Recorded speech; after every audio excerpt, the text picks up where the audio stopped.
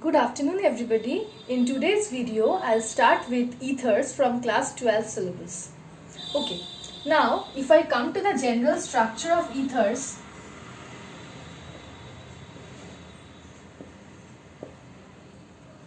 here R and R dash are alkyl groups.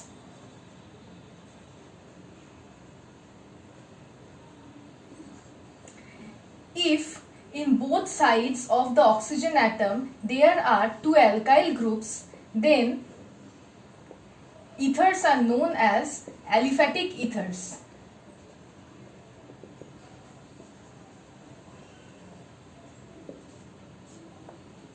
Now, if we are having an ether like this, in which in both sides of the oxygen atom there are two aromatic groups, Ar and Ar dashed represents aromatic groups. Then these ethers are known as aromatic ethers. Next is, if we have a ether in which on one side of the oxygen atom there is an aromatic group and on the other side there is an alkyl group, then such ethers are known as mixed ethers.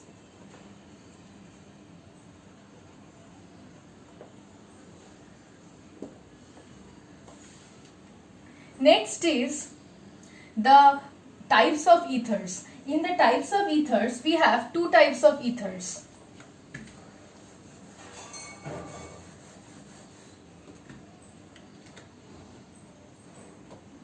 One is symmetrical ether. Symmetrical ether is that ether in which in both sides of the oxygen atom there are same alkyl or aryl groups. This is a symmetrical ether, as there are methyl groups on both sides of the oxygen atom.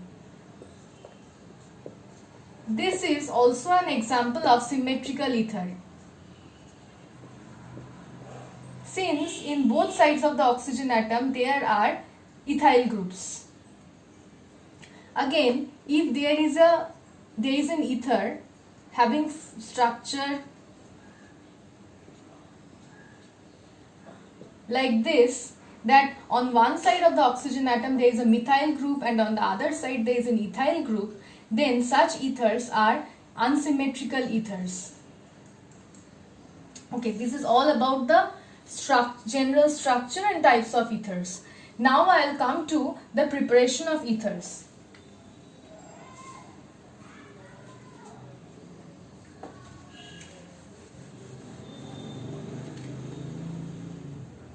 In the preparation of ethers, first is from alkyl halides.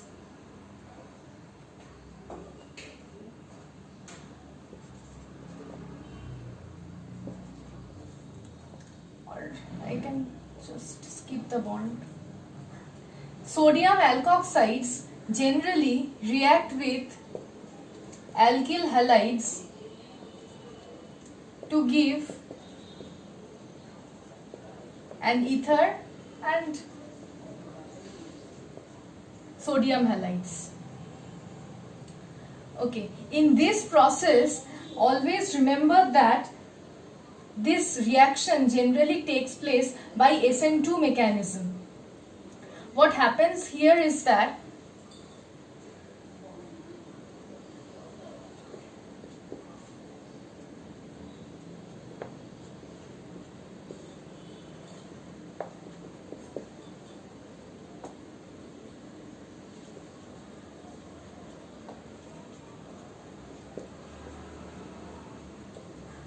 the negative charge on oxygen atom will do nucleophilic attack on this carbon, and I minus, being a good living group, will move out. This will result in the formation of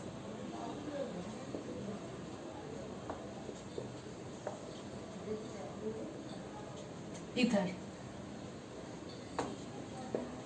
and sodium iodide.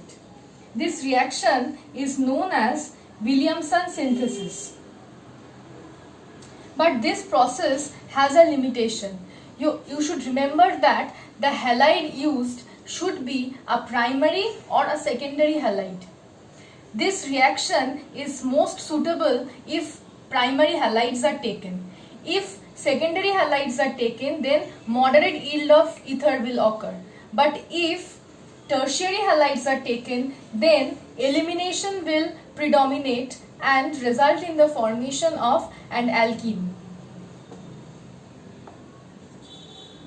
Giving the example of this,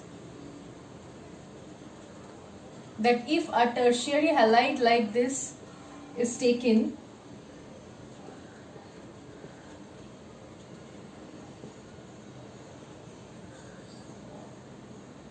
then instead of forming ether,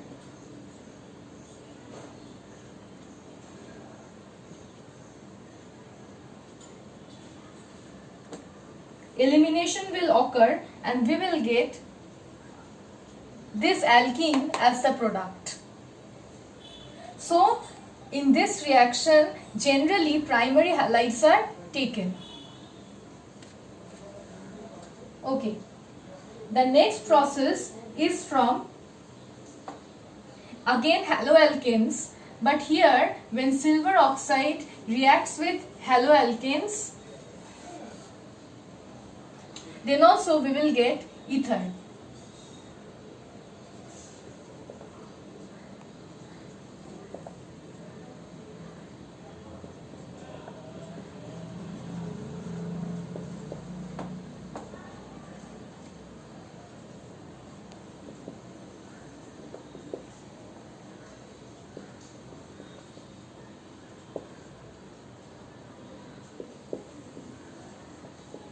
Remember, in this reaction, the formation of this insoluble precipitate is the driving force.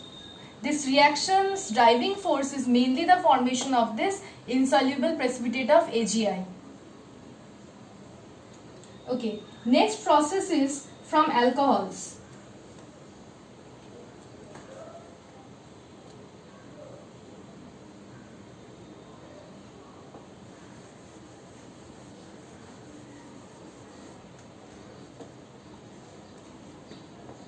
Here generally what happens is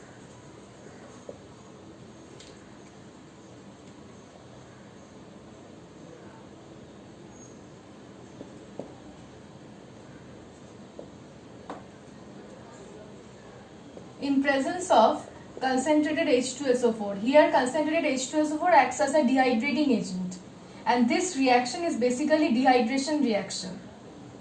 Temperature should be maintained at 140 degrees Celsius.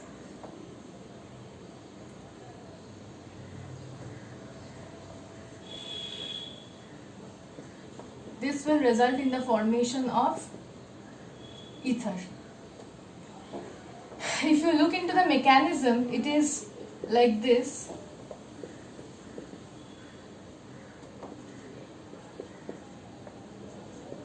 This is the structure of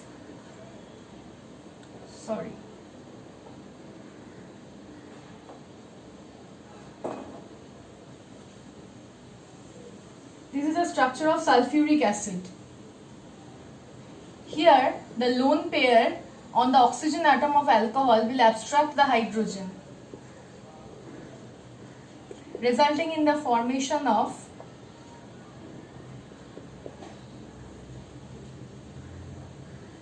this. Another alcohol which is present in the medium will now react.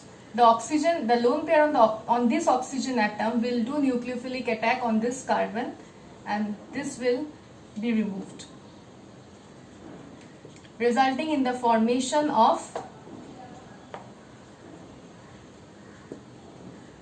an ether.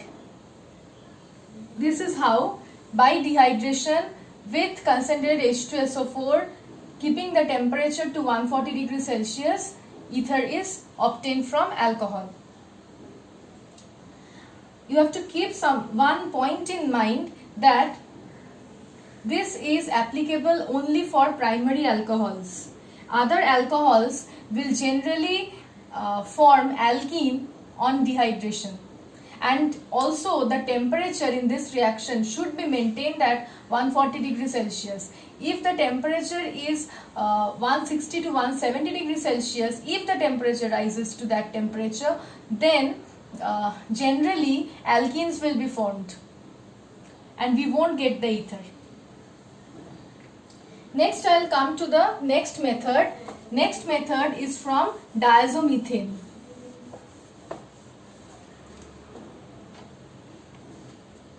In case of diazomethane,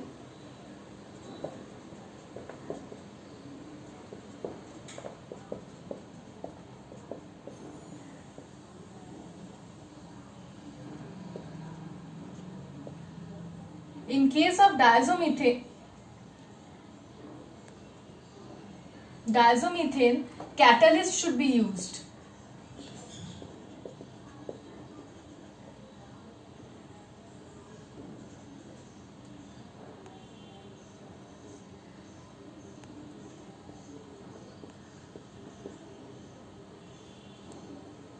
Either HbF4 or alkoxide, aluminium alkoxide.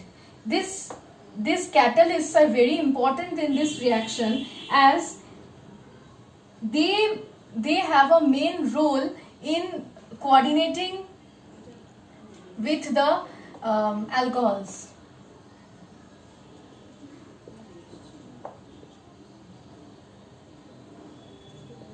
But remember, from diazomethane we can only prepare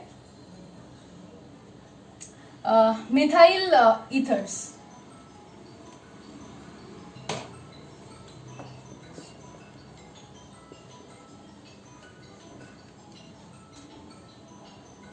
Next is from lower halogenated ethers. If we want to get the higher homologue, then lower halogenated ethers like this can be treated with Grignard reagent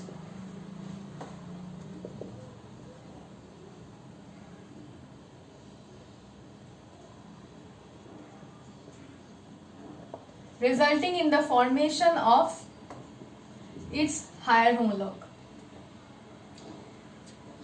Okay, this is all about the preparation of ethers.